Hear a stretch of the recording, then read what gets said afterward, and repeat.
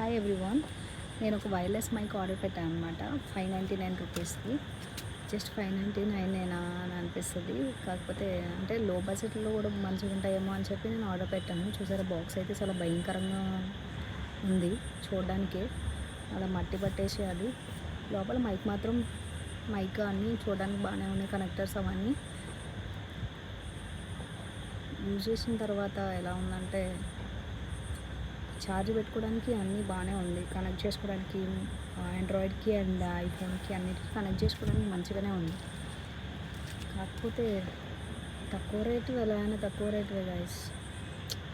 మీరు చూసి తీసుకోండి, మంచివి తీసుకుంటే మంచి మైక్సే తీసుకోండి. ఎలాంటి మైక్స్ తీసుకోవద్దు.